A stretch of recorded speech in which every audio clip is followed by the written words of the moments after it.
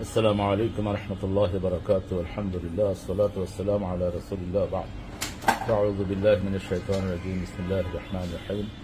واعتصموا بحبل الله جميعا ولا تفرقوا. وقال رسول صلى الله عليه وسلم انصر أخاك ظالما كان أو مظلوما أو كما قال عليه الصلاة والسلام. প্রিয় ভাই এবং বোনেরা, আল্লাহ শুকরিয়া আদায় করছি। আলহামদুলিল্লাহ, আমরা ইসলামের জন্য, কোরআনের জন্য, বিশেষ করে আল্লাহর রশিকে মজবুত করে ধারণ করার জন্য যে কোনো কোরবানি আমরা দিতে রাজি আছি। আলহামদুলিল্লাহ, বাংলাদেশের আপামর জনতা এবং নামাজি মুসল্লিরা সবাই এ ব্যাপারে একমত।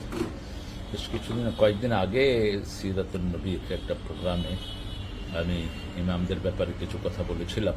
তো সেখানে আমার মূল কথাটা ছিল, ওই ফ্যাসিস্টের সময় যে ইমামরা বিশেষ করে আমাদের হক্কানি আলেমদেরকে ধরার ব্যাপারে, বিভিন্ন রকমের কষ্ট দেওয়ার ব্যাপারে সহযোগিতা করছে, তাদেরকে এখন বের করতে হবে। তো এখানে দর্শে নিজামির কথা এসেছে, আমার ভাইয়েরা হয়তো দুঃখ পেয়েছেন, আমি ক্ষমাসুন্দর দৃষ্টি আকর্ষণ করছি।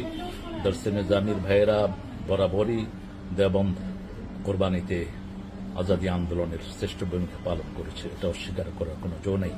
এবং আমাদের বাংলাদেশের সকল আন্দোলনেও এদের কোরবানি ছিল, আলহামদুলিল্লাহ, হেফাজতে ইসলাম সহ।